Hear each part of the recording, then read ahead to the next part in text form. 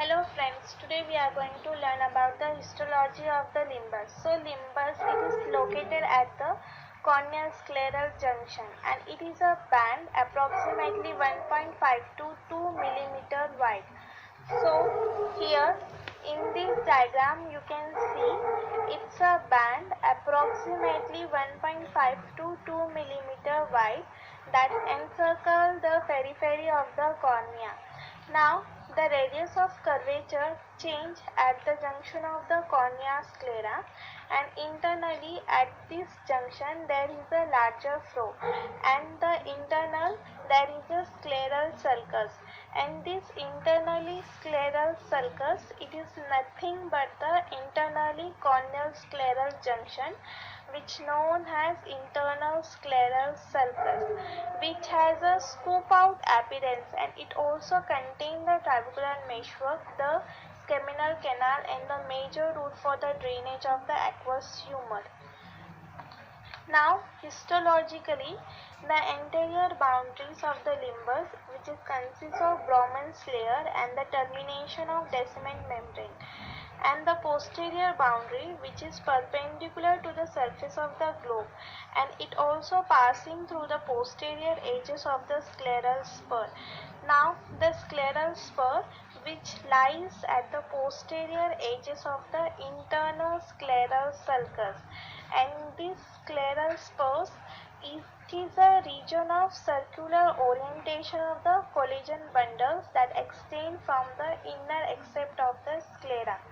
Now, the limbus, it is a transactional zone between the cornea and conjunctiva, and between the cornea and sclera. And some layer of the cornea, it is continuous into the limbus area, and other layers are also terminated in the limbus. Now, in the limbus, first, the corneal epithelium squamous, it becomes thicker to form a columnar conjunctival epithelium.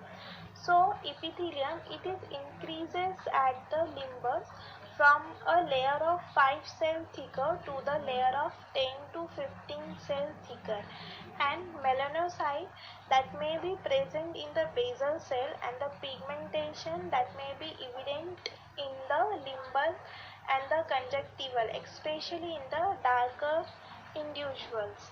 Now the second is a very regular corneal stroma. It becomes irregular arrangement of scleral stroma.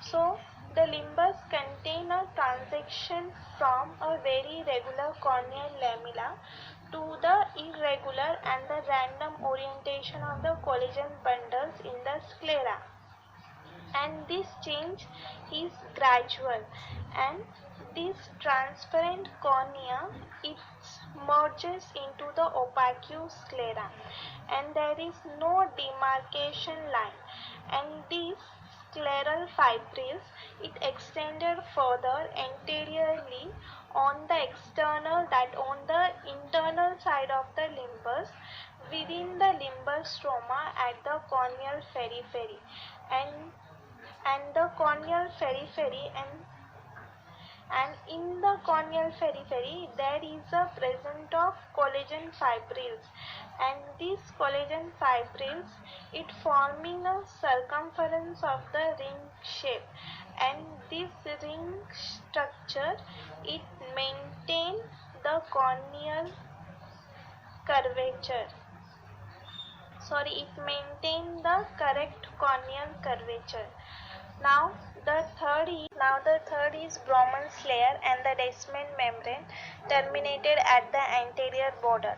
So this descending membrane, it traverses at the anterior limbal boundary and the posterior non-bounded portion, and this posterior non-bounded portion, it become interlocked with the connecting tissue of the anterior sheet of the trabecular meshwork, and the anterior chamber angle, it is continuous with the corneal endothelium, and the corneal endothelium, it also covering the sheet of trabecular meshwork. Now fourth is the conjunctival stroma, episclera, and tension capsule begin within the limbal area. So This conjunctival stroma, it begins in the limbus and has no counterpoint in the cornea, and this stromal tissue forms a mounds that protect toward the surface epithelium at the limbus, and it's giving a undiluting appearance to the anterior surface of the stroma. The basal layer of the epithelium follow these ridges called as papillae, and these papillae which are also found near the eyelid margin, and papillae give a wavy appearance to the inner accept of the epithelium. All through the surface remains smooth, and this tension capsule, it lies just near to the conjunctival stroma, and the episclera, it's inner to the tension capsule, and this both episclera and the tension capsule both begins in the limbus but do not continuous into the cornea, and the tension capsule, the episclera and the conjunctival stroma fuse in the anterior limbal area. Now the fifth is corneal endothelium sheath become discontinuous to warp around the strand for the trabecular meshwork. As I already told you that corneal endothelium, it continues into the anterior chamber angle, and endothelium, it also covering the sheet of the trabecular meshwork. So now before going to the limbal blood vessels and the lymphatic, I am going to explain you the diagram. So now the diagram.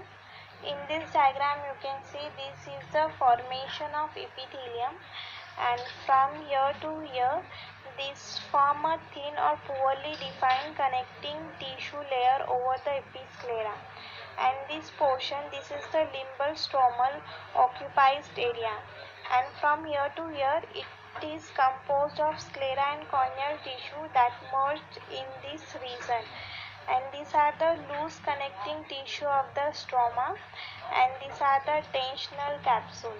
Now the conjunctival stromal vessels are also seen. They form a peripheral cornea.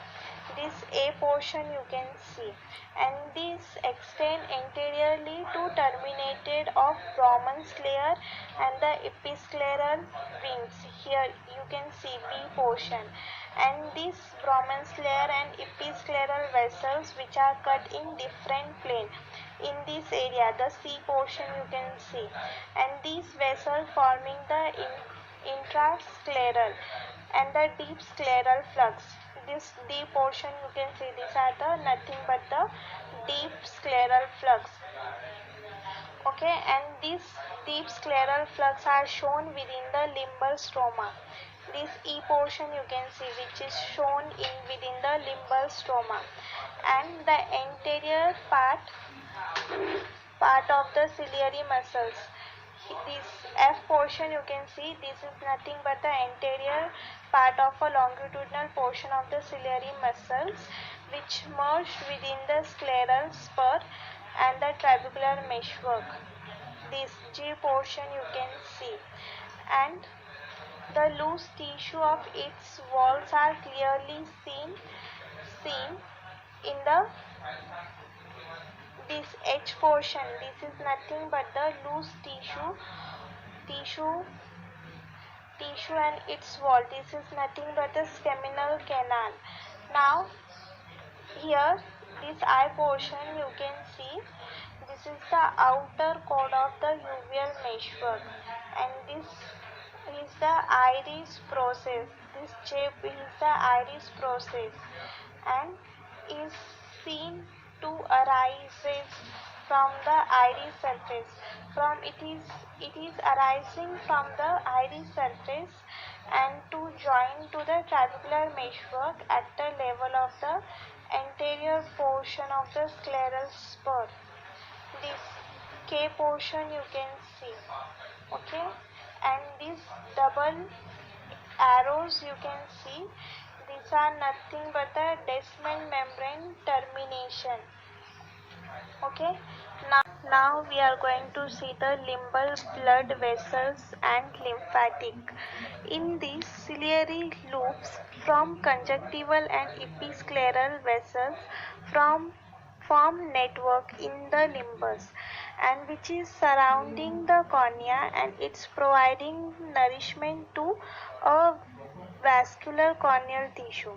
And these limbal veins collect the blood from the anterior conjunctival veins and it's drained into the radial episcleral veins which then empty into the anterior ciliary veins.